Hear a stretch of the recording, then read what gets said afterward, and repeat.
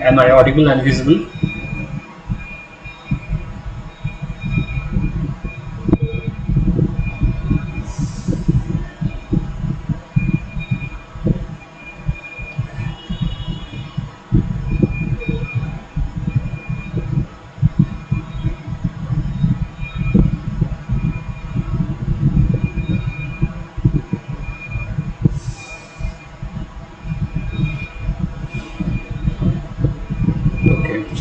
We will wait for some other students to join.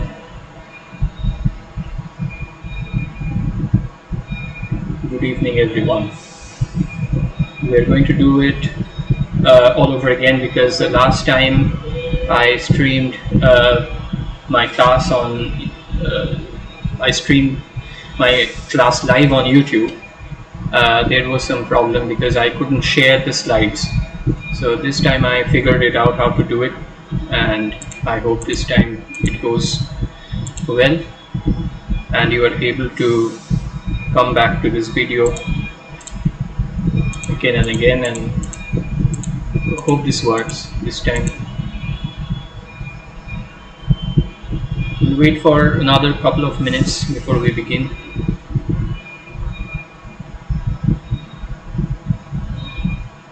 Just tell me if you can see the slide which shows English prosody written in red. Just type in the chat box. Is it visible? Is the paint box tab visible with English prosody written in it? Okay, so I am audible, I am visible, and slide is also visible. So that's all we need. We are going to do it from the scratch. So if you were there in the last class, you already know a few things about scansion and prosody. And if you weren't in my last class, no problem at all. We'll do it right from the beginning. Okay, so waiting for some more people to join. This is actually very good. I mean, we can have live classes and everyone can come back to these lectures.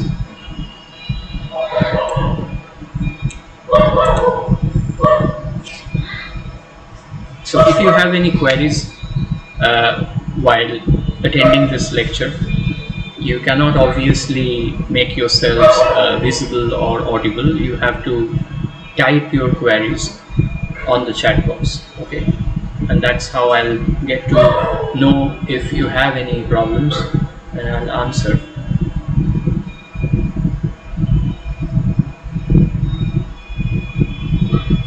I'm very happy to see that students of the third sem have also joined, because I feel that scansion and rhetoric and prosody, these things are very essential and they should be taught quite early,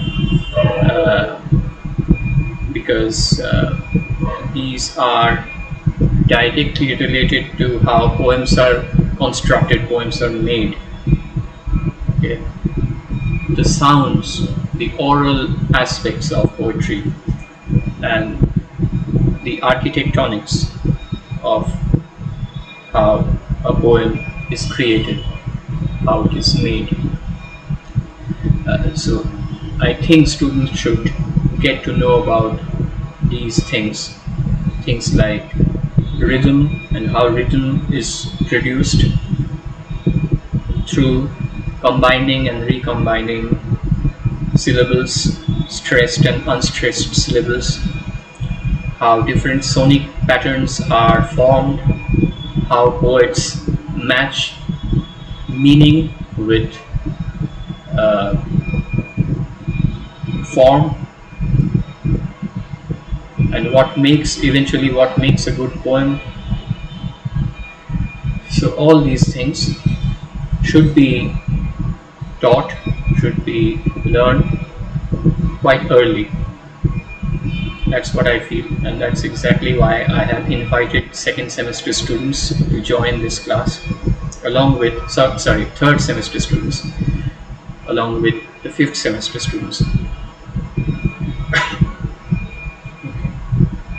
No, I don't quite agree with you, Abhishek. This class will not improve your grammar. This is not a grammar class.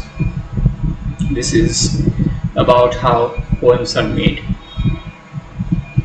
And before I begin, I would like to remind you once again that we do scansion by our ear, and it's not a visual thing. Okay, you need to have a sharp ear. You need to have a very good power of listening to the sounds of words, and that's exactly how we are going to go about it, by listening. Okay.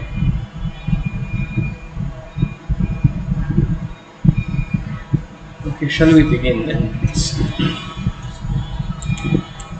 I can see there are quite a lot of students who have joined.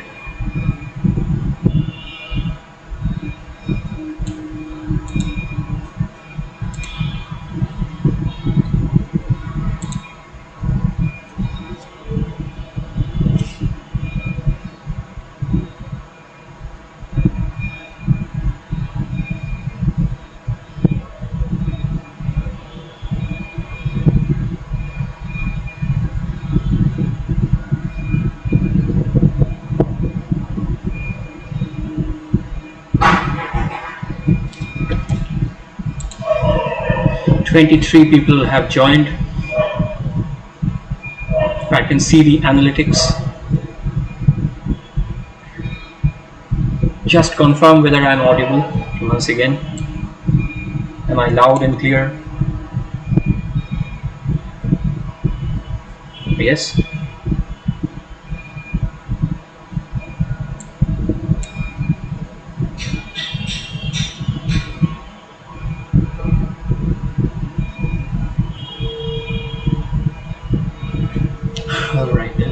Okay, let's begin. The first thing that we were talking about, the first thing to keep in mind actually is something called syllable.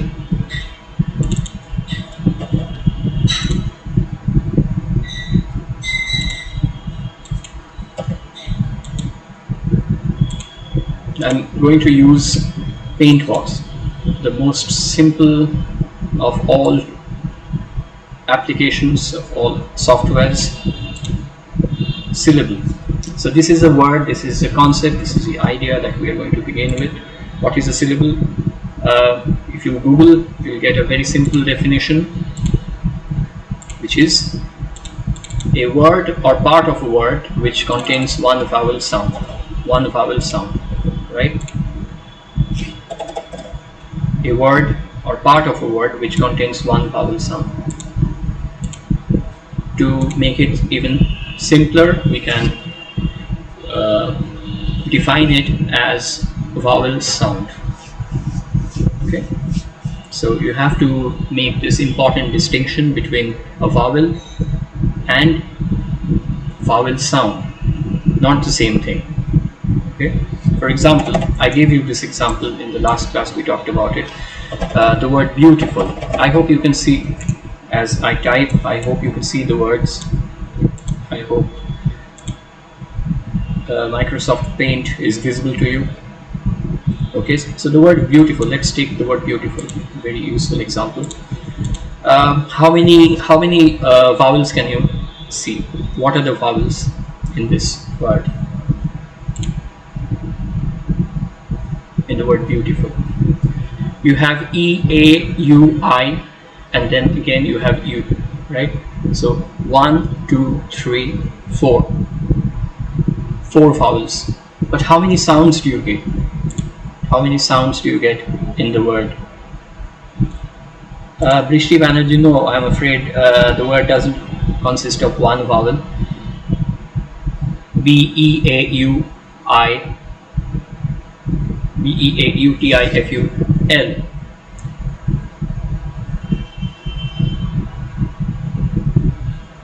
Right, E, A, U, I, and you repeat it again in the last part of the word, right? So 4 vowels, but how many sounds do you get? Beautiful.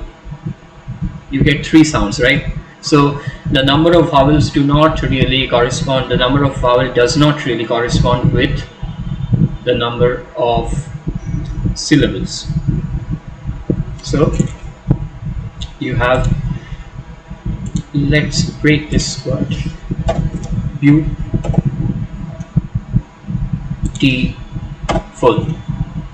3 sounds, right? 3 parts. You can break this up into 3 parts, this word, and you find that there are 3 syllables. There are 4 vowels, E, A, U, I, but there are 3 syllables. So what are syllables? Syllables are vowel sounds, sounds that vowels make. There are several different ways of pronouncing a vowel. I mean, the same vowel may produce different sounds in different words, right? Very simple, commonplace example. The difference between the sound made by the vowel U in put and the sound made by the same vowel U in the word but. So you have different sounds, put and but there are the vowel is same, U. So U as a vowel producing different sounds in different words. Okay, this is just one minor example. You can think of other examples as well, using the syllable, rather using the vowel A, E, I, U, etc. So you have to keep this in mind, the distinction between a vowel and the sounds and the variety of sounds that it is capable of producing, right? So what is syllable? Once again, syllable is vowel sound and shouldn't be confused with the vowels, and that is exactly why I told you that scansion becomes easier when you do it by listening rather than reading. Okay.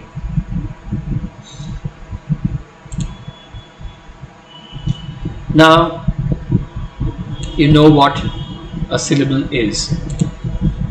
I'll give you some words and you have to tell me how many syllables are there in those words.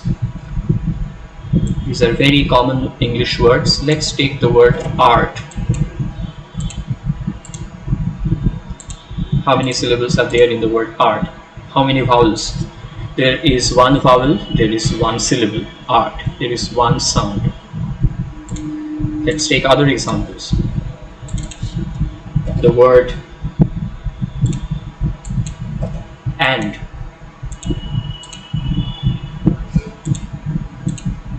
How many vowels? One vowel, one syllable.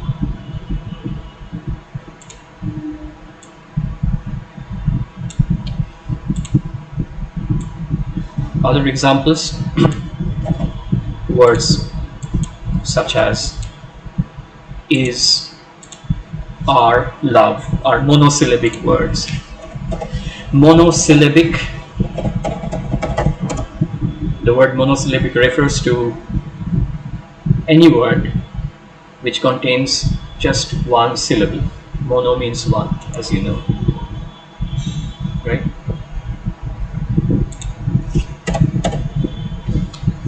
We also have multisyllabic words, words which contain more than one syllable. Okay. Let's look at other words.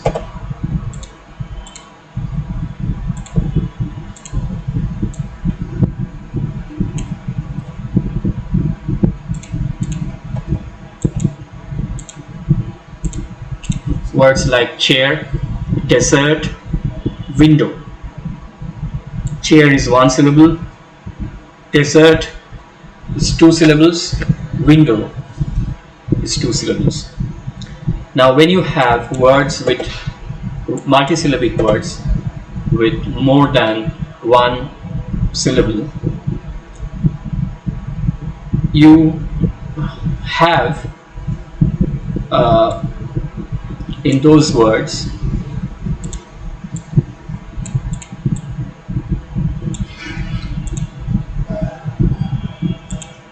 just a second. Okay, yes, as I was saying, in multisyllabic words there are places where you put a stress, where there are syllables which you emphasize. You put an accent over those syllables, and there are syllables which are not stressed, right? So multisyllabic words by definition are words where there is a combination of stress and, if I may, unstress, right? For example, in the word window, the syllable I, or rather the vowel I, is stressed. We pronounce it as window. We do not pronounce it as window. Likewise, in the word desert, the last syllable is stressed. Desert. So you put an extra emphasis on the syllable that is stressed. And the stress system, the structure of stress and unstress in the English language is fixed. You cannot really change it. So that is how poets create rhythm, by combining and recombining stressed and unstressed syllables in their poems. Let's take other examples.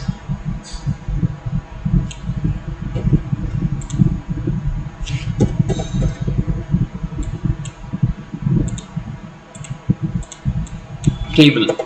Can you tell me which part of the word table is stressed?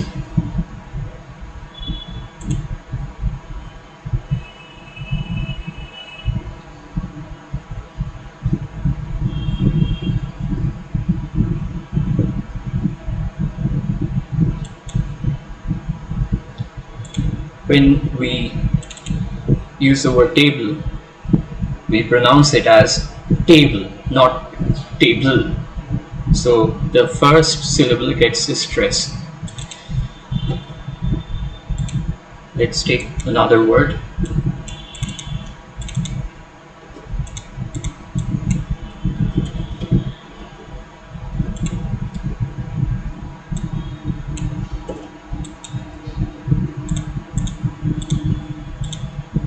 Salute.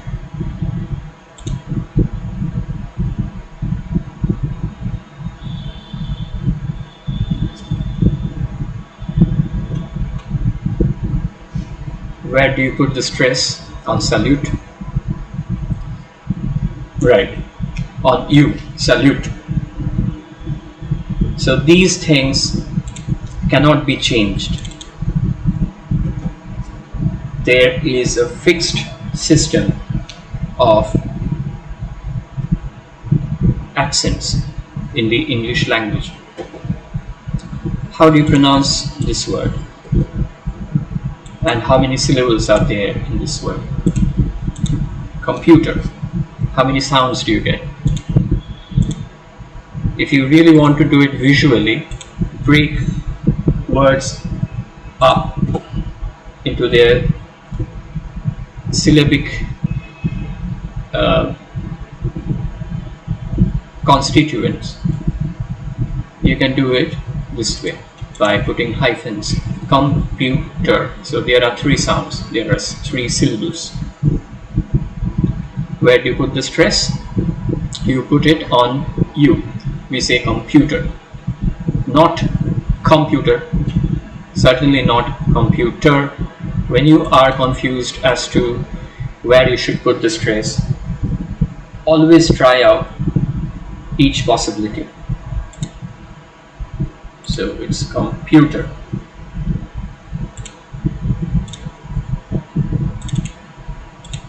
Let's take a few more examples.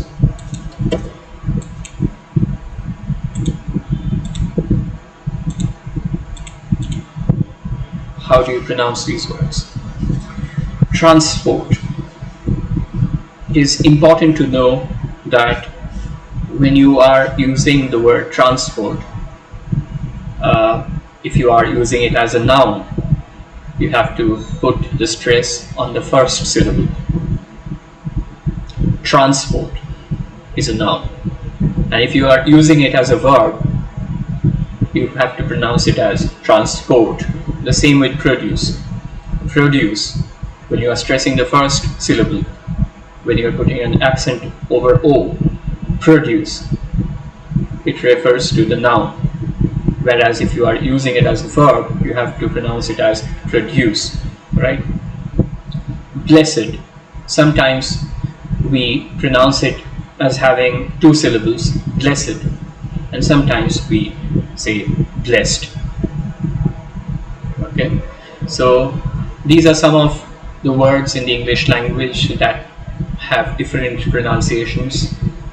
Not really different pronunciations, but stress falls on different places, on different syllables, according to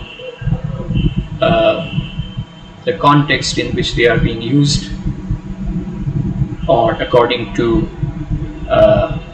the part of speech that you are referring to while using those words. So these were some of the examples. Now there are longer words such as conversation. How many syllables? Conversation. In case of longer words, there is a slight addition of a secondary accent in the word. So conversation also has a slight accent on con. So it's like conversation. Main accent falls on the third syllable, but the first syllable also takes a slight emphasis, gets a slight emphasis. Conversation. Fortunately for us, we don't really find very long words in poems. Okay, there are very long words in the English language. I don't know if you have heard of this word. This is the longest word in the English dictionary. There is a word which is even longer, which refers to some kind of lung disease.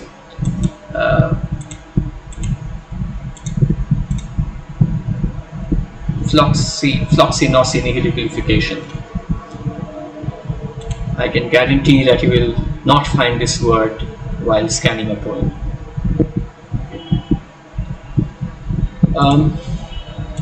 Okay, so now you know what a syllable is. Now you also know that in case of multisyllabic words, you have stress and unstress.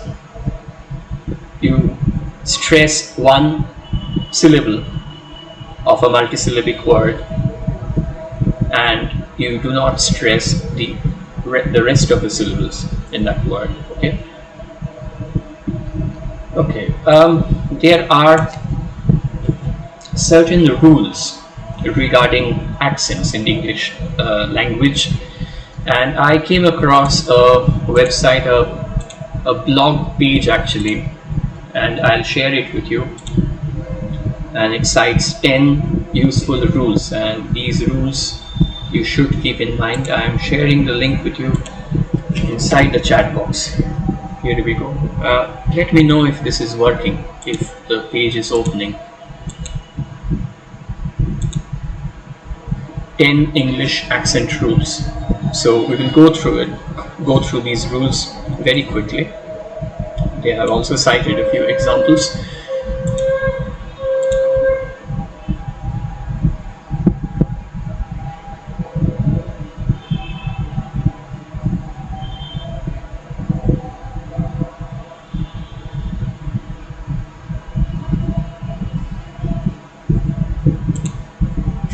So the first rule is each word with 2 or more syllables has one syllable whose vowel is accented. For example, forget. Accents are very important to spelling rules. Accented means that the sound of that vowel is stressed or louder than those in other syllables. What is an accent? Accent is basically an emphasis that you place. How do you put an emphasis on a syllable? You either hit it hard or you stretch it. I think we were having this discussion about the difference in hitting a vowel hard,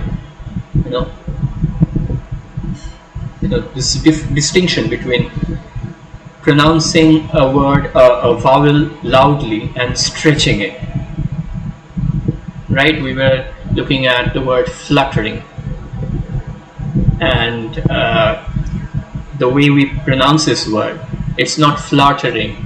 We do not really stretch it, but we are a bit louder when we are pronouncing the first syllable. We are louder when we are pronouncing the first syllable rather than the second one or the third syllable in the word. So it's fluttering. Right. So, for example, forget. Forget. In the word forget, you stress the second syllable. It's forget rather than forget. Forget. So, accents are very important to spelling rules as well. Accented.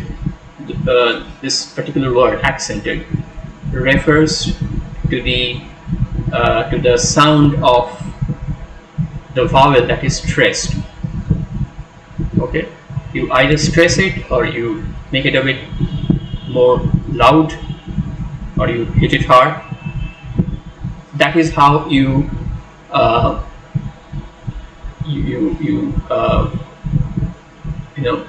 try to say that this is where the accent falls. You either stress it or you are either stressing it or you are louder than usual or you are hitting it harder. So accent rule number 2, a long word may have more than one accent. I was talking about it right now, where you have the idea of primary accent and secondary accent. While scanning poems, get rid of this idea because this will only confuse you. The vowel that is stressed more or most is called the primary accent. The primary accent is key to many of the spelling rules. A second accented vowel is called the secondary accent.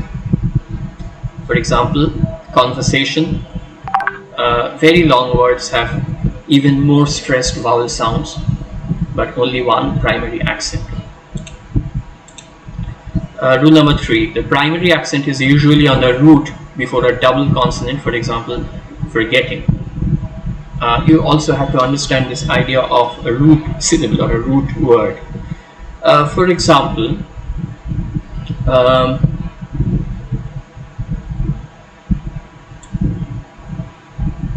let's take this word, forgetting.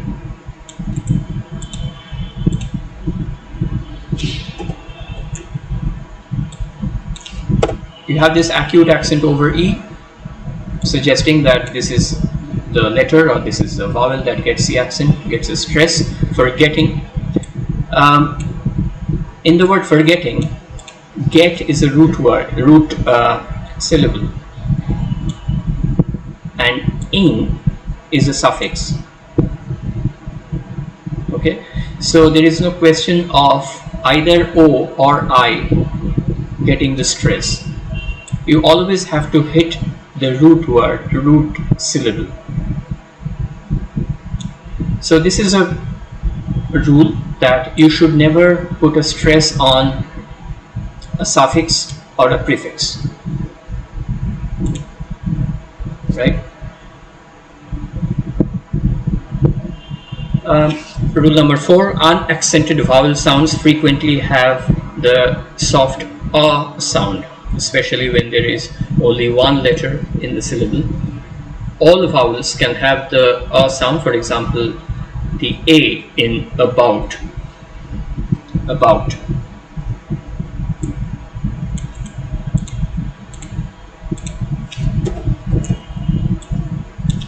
You do not pronounce it as about, but about. Same with beneath. There are other examples, other prepositions. Rule number 5, the primary accent is usually on the first syllable in 2-syllable words. For example, payment. Again, in the word payment, the root word is pay. From pay you have payment or paying or payable, right? So you have you add a suffix with the word pay and it becomes a different word, derived word. So pay is a root word and it gets a stress. It's not payment but payment. Rule number 6, the primary accent is usually on the second syllable of 2-syllable words that have a prefix in the first syllable and a root in the second syllable. For example, distract.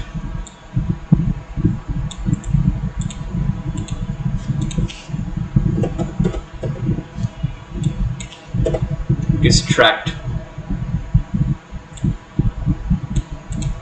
Tract is a root, so it gets us stress.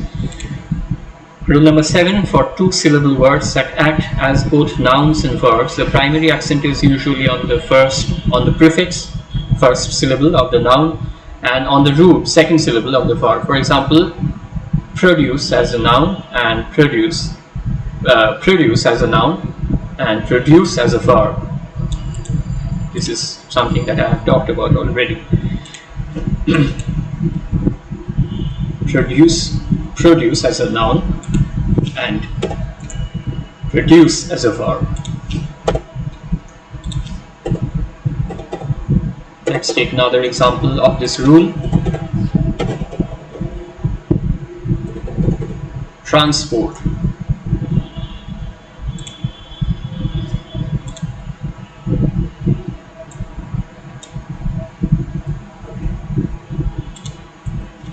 As a noun and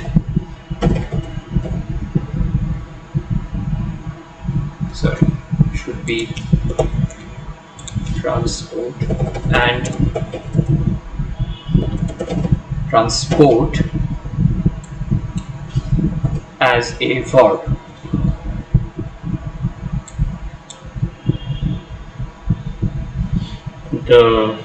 The vowels in the caps refer to the ones that are stressed. So transport as a noun, transport as a verb. Okay.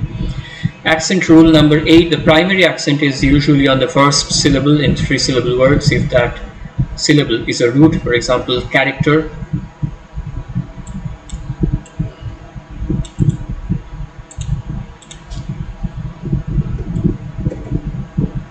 character, 3-syllable word.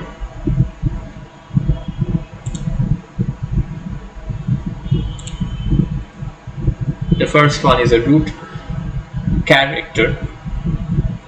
Okay, so accent rule number 9. The primary accent is usually on the second syllable in 3-syllable words that are formed by a prefix, root, suffix.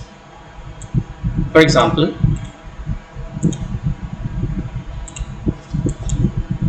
investment.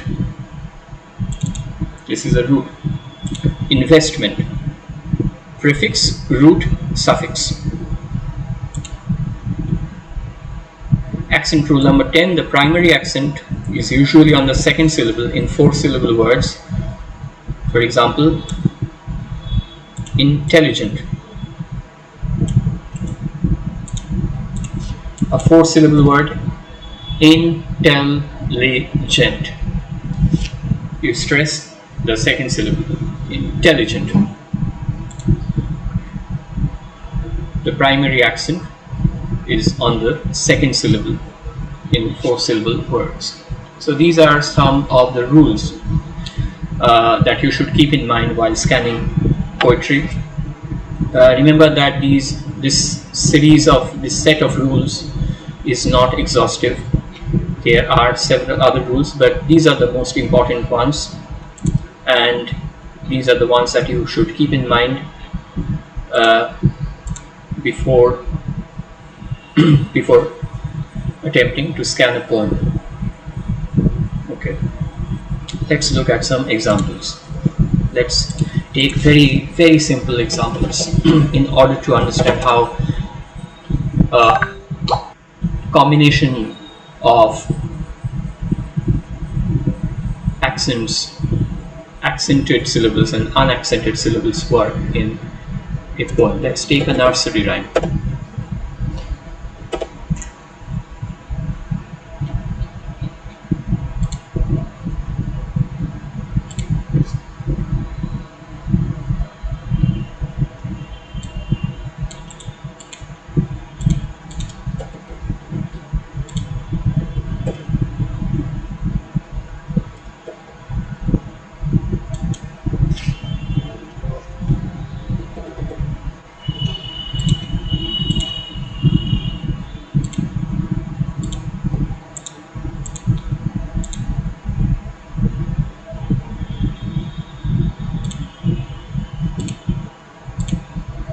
Twinkle, twinkle, little star, how I wondered what you are, up above the world so high, like a diamond in the sky. The simplest poem that you can imagine. Let's begin with this. The first thing that you should keep in mind is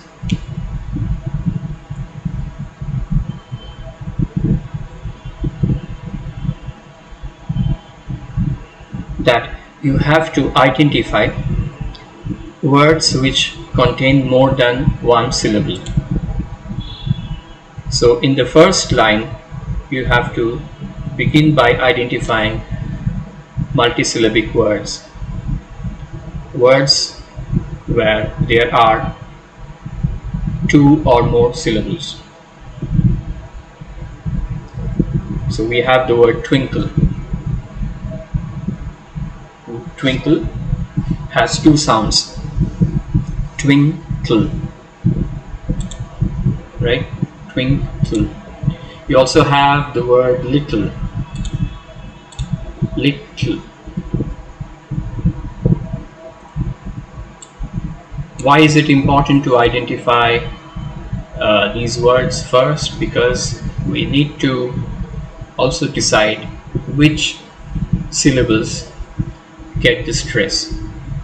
So while pronouncing twinkle, we stress on the first, we emphasize the first syllable, we say twinkle, not twinkle, right?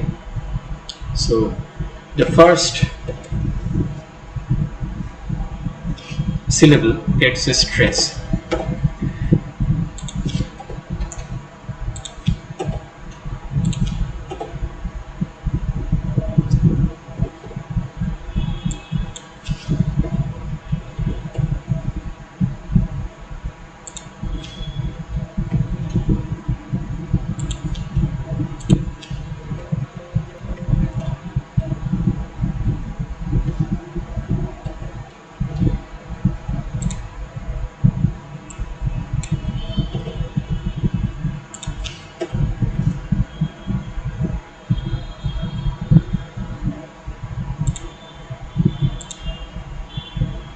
Let's come to a couple of symbols that we use while doing scansion.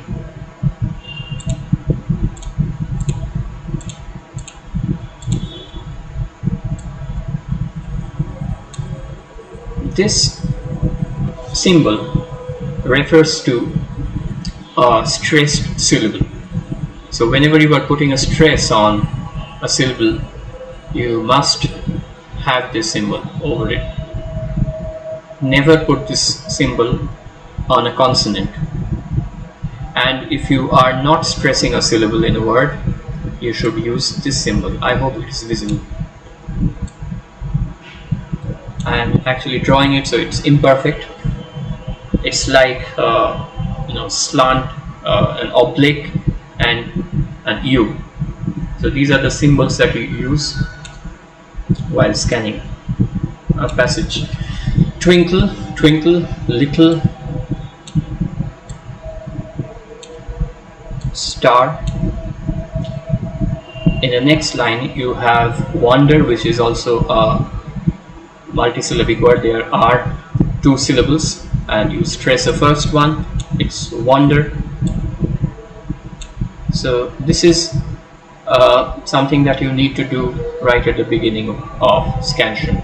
You need to identify the multisyllabic words and you need to put the stress symbols and the stress symbol and the unstressed symbol in the right places.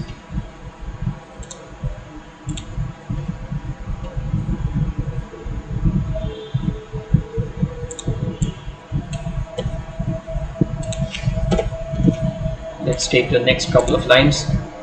Up above the world so high, like a diamond in the sky. Above is multisyllabic, there are two syllables and we pronounce it as above. Diamond is also two syllables, diamond.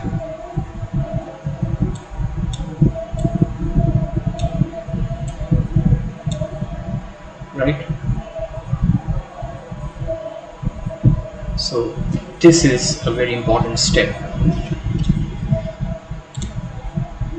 Identifying multisyllabic words in a passage.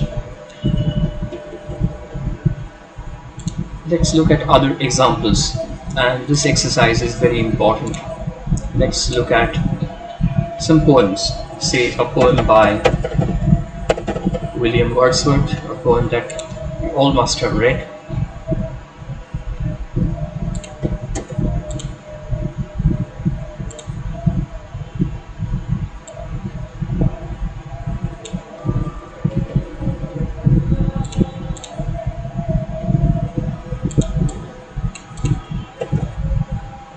I wandered lonely as a cloud that floats on high o'er vales and hills, when all at once I saw a crowd, a host of golden daffodils. Wandered. Let's identify the multisyllabic, polysyllabic words first. Let's highlight them. Wandered, lonely, golden, daffodils.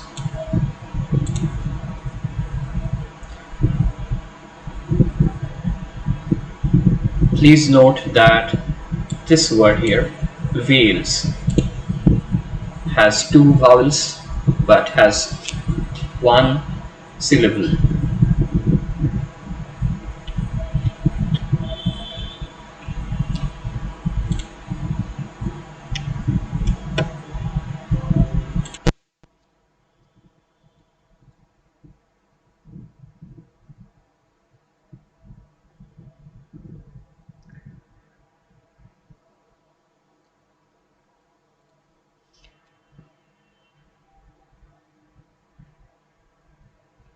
Okay. Also focus on this word or. It's a contraction of over. Over is two syllables, or is one. And for the sake of keeping the rhythmic structure intact, Wordsworth has used or instead of over. It's an example of elision. Okay.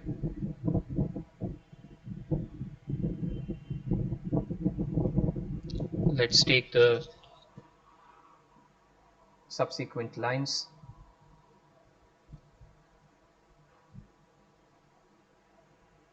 Beside the lake, beneath the trees. Oh, I forgot something. Let's also decide which vowels, which syllables will get the stress. In wondered, the first syllable should get the stress, right?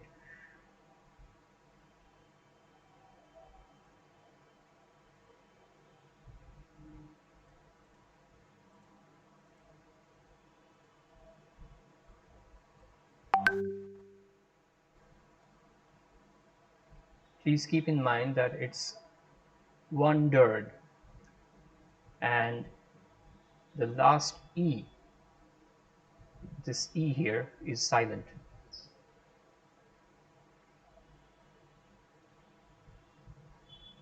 Lonely, because lone is a root word here. Y is a suffix. Do not put a stress or an unstressed mark here on this E, because it's not lonely, but it's lonely, lone and ly, like wondered, two syllables. Golden, in the word golden, gold is a root word, N is a suffix, so gold will be stressed. Daffodils, name of flower, how many syllables? Daffodils.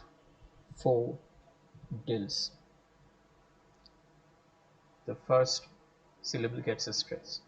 Daffodils. Once you are done with putting the stress marks on the stressed syllables, do not forget to put the unstressed marks. Okay, let's continue with the second stanza.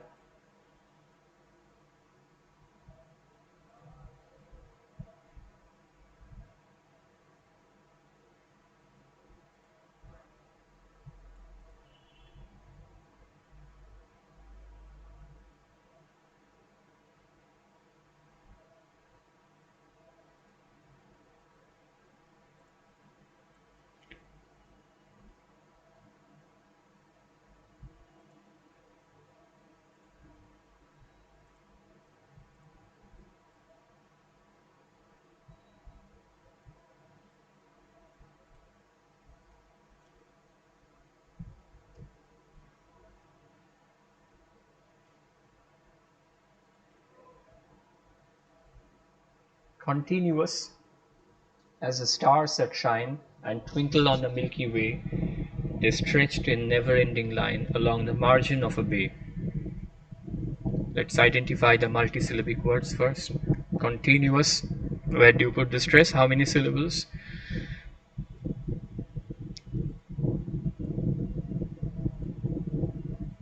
Continuous, three syllables.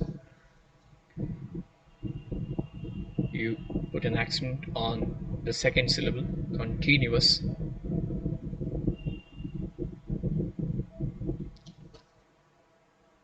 In cases where there are there are vowels uh, that appear in continuous succession, like U O U here, or the E A U in beautiful, you should always put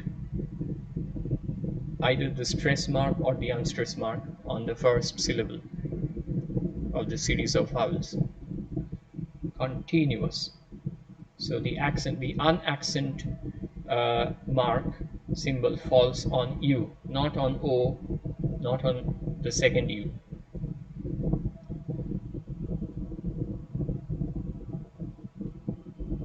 So this is a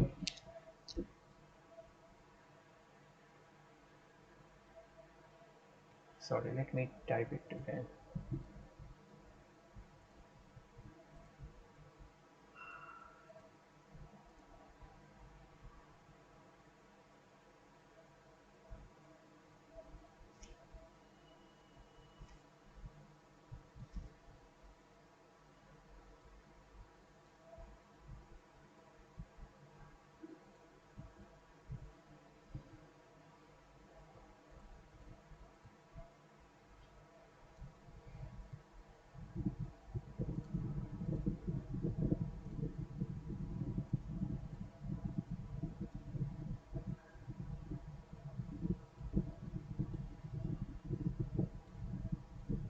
These are the multisyllabic words in this passage. Continuous, so the I gets a stress and the rest of the syllables are not stressed. So you have put the unstressed and the stress marks. Twinkle, as we know, the first syllable gets a stress. Milky, milk is a root, so Y is a suffix and it shouldn't be stressed. Don't make a mistake with the word stretched. It's not stretched, it's stretched. It's a monosyllabic word. Never, stress the first E. Ending, end is a root, ing is a suffix, so you put a stress on E. Along, A is not stressed, along. Then you have margin, margin, not margin.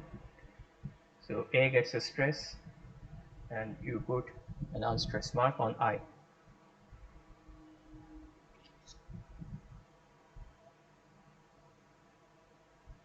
We'll look at a couple of more lines from the same poem.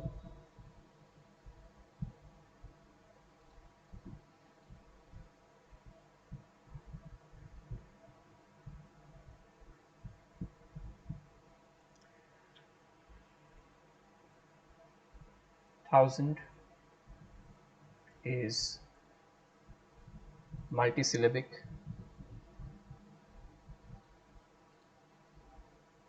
Glance is not. There are two vowels, but glance is one syllable. The E is not really pronounced. It's not, it's silent.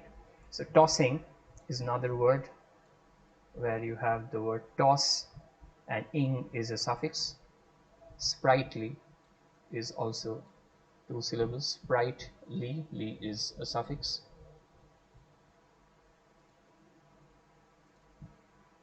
Let's put the stress marks. Thousand, tossing, sprightly.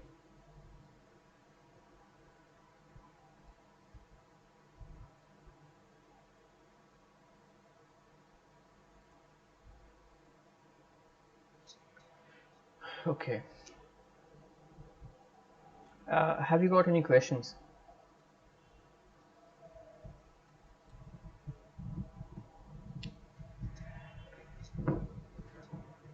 I hope whatever I have said is clear to you.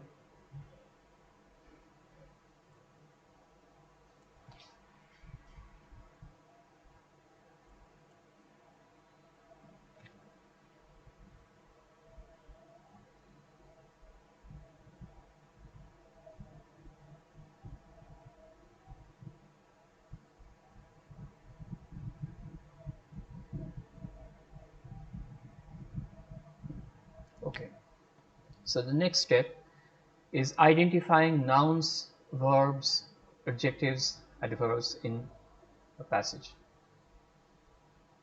These are important words that you need to look at. So after you are done with identifying the multisyllabic words, focus on those words which are uh, nouns, verbs, adjectives, and adverbs. We'll take the same poem as an example. Let's go back to the first stanza.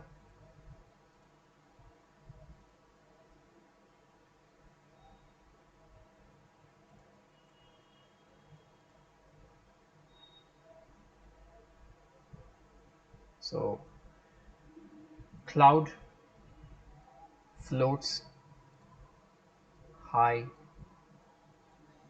veils, hills,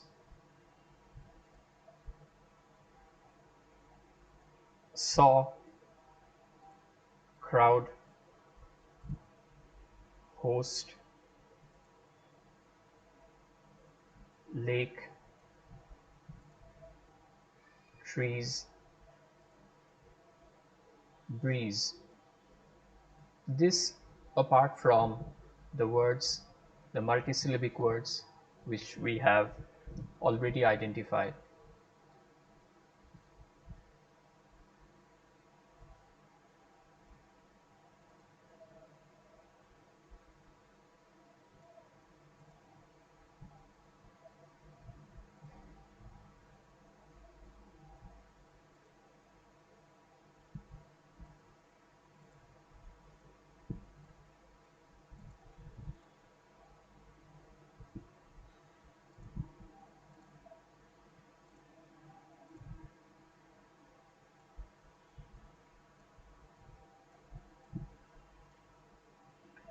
Now, after you have identified the nouns, verbs, adjectives, and adverbs, put stress marks on them.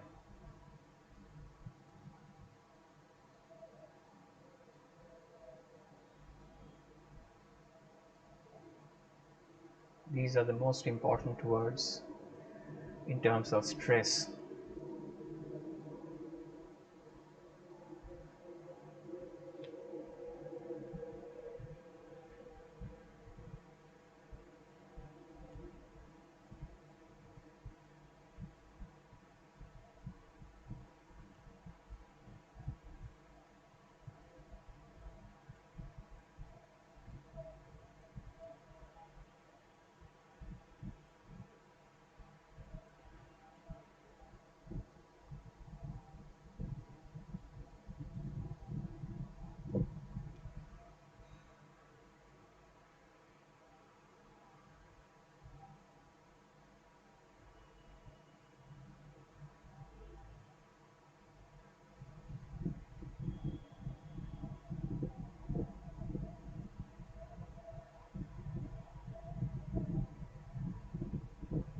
Okay.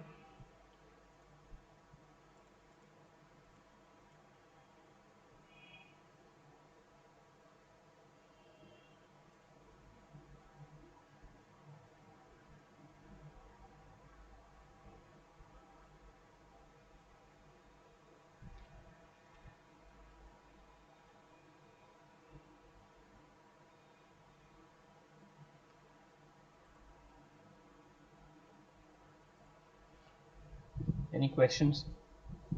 Why is it not applicable for a glance?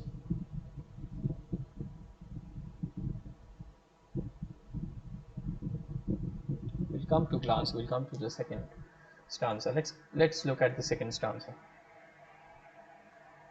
Let's identify the most important words that will take the stress.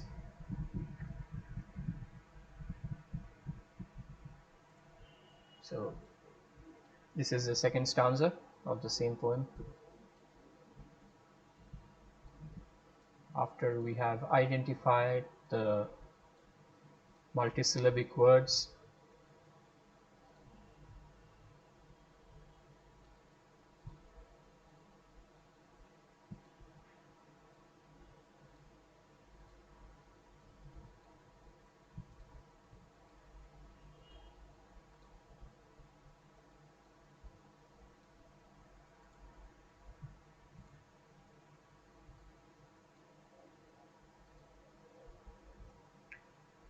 Let's look at nouns, verbs, adjectives, and adverbs. Stars, shine, way, stretched, line, bay, glance, saw as well, and dance. Oh yes, and heads. Now let's put the stress marks. As I said, it's continuous,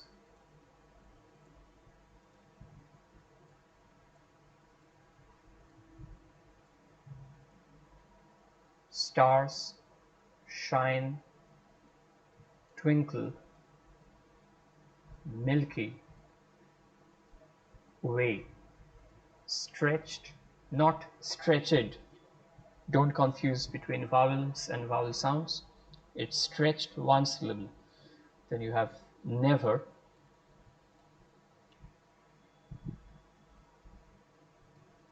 ending,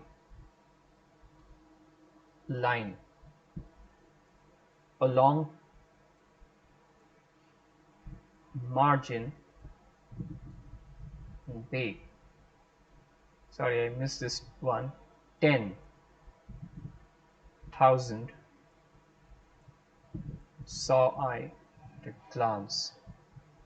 Tossing, there, I missed this one as well. Heads in sprightly dance. So how do you read it? How do you read it correctly, this entire passage? Continuous. Listen to how I'm reading it. Reading is the most important part of scanning a poem, scanning a passage. Continuous as the stars that shine and twinkle on the Milky Way. They're stretched in never-ending line along the margin of a bay. 10,000 saw I at a glance, tossing their heads in sprightly dance. So you get a rhythm, not just the end rhymes, but also an internal rhythmic structure. I'll also read out for you, recite for you the first stanza. I wandered lonely as a cloud that floats on high o'er vales and hills, when all at once I saw a crowd, a host of golden daffodils, beside the lake, beneath the trees, fluttering and dancing in the breeze. So there are variations, but the core rhythm is 1 2 1 2 1 2, where 1 is the first syllable and the second is the second syllable in a meter, in a foot. So we'll come to what is a foot, what is a meter later, but for now, let's conclude by understanding that there are primarily two kinds of rhythms. One is where you have the first accent, first syllable taking the accent, taking the beat or taking the stress, and the second kind of rhythm is where you have the stress on the second syllable in a foot. Okay, so we have 1 2 1 2 1 2 1 2, and you also have 1 2 1 2 1 2 1 2. We looked at the nursery rhyme, Twinkle Twinkle Little Star. It's twinkle twinkle little star. So you have 1 2 1 2 1 2 1. As opposed to that, you have this poem that we are currently looking at. I wandered lonely as a cloud.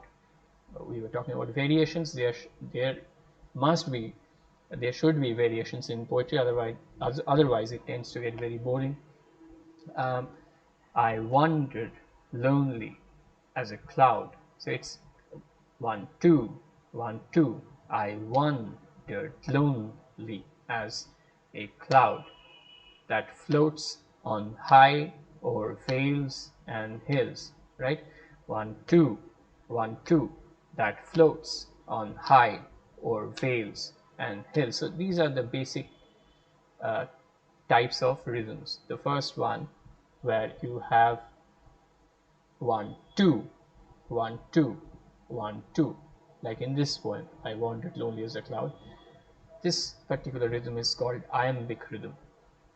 It derives from I am, which is a collection, a unit, a meter, a foot, where you have the first syllable unstressed and the second one stressed. So a combination of unstressed and stress. First syllable unstressed and second one is stressed is called an iamb. And if you get a lot of these in a passage, the rhythm becomes iambic. It looks like this.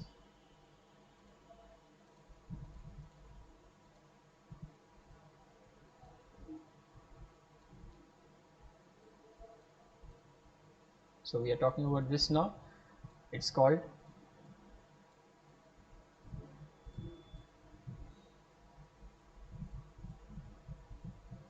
iamb, and this one is called trochee. The rhythm that you get in Twinkle Twinkle Little Star is a trochaic rhythm. The one that you got in Wordsworth's poem is an iambic rhythm. Okay, so 1, 2. This one is unstressed. This one is stressed. 1, 2. If this is 1, 2 is stressed, and in the case of an iamb, 1 is stressed and 2 is not stressed. Okay, keep this in mind. Take a screenshot, or I don't know, make a note of this. Very important. Okay, I hope that I have been audible and visible throughout. I hope that I made some sense. I hope that you understood what I said. Yes, please repeat. Repeat what? The entire thing. Remember that this is being recorded and it will be available to you. You can always go back to it. But if you want me to explain something in greater detail, you may write it in the chat box.